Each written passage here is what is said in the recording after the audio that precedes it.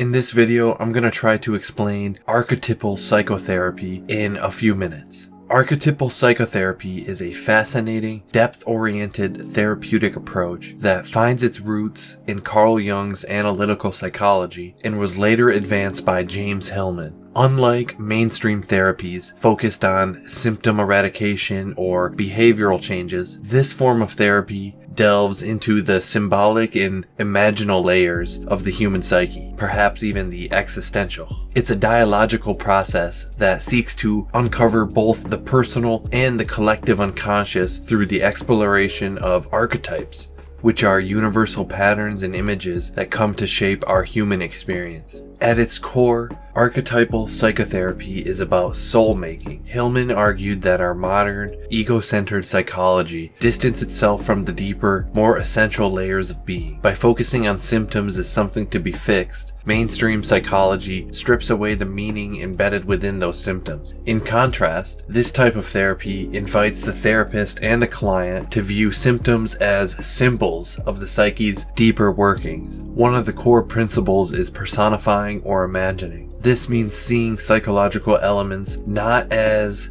strict biological symptoms, but more as living beings in and of themselves. For example, anger isn't just a feeling, it's an archetypal figure that enters the room just like a person, something to be encountered and understood. This personification can help bring about a more intuitive approach, opening up new paths for self-reflection and insight. Another key concept is pathologizing, or understanding that the psyche is by nature symptomatic. Rather than rushing to cure a symptom, archetypal therapists encourage sitting with it or seeing what it has to reveal about the client's inner life. This is where it gets paradoxical, because the very things we consider as a problem could actually contain deep psychic truths that are just waiting to be unearthed. Hillman also introduced the idea of psychologizing, which is seeing through experience to understand its deeper metaphors and meaning. Instead of taking things literally, like a diagnosis of panic disorder, the therapist might explore the archetypal figure of Pan, the wild, uncontrollable force that underlies the panic. This metaphorical thinking can help clients reconnect with the broader, symbolic meaning of their experiences.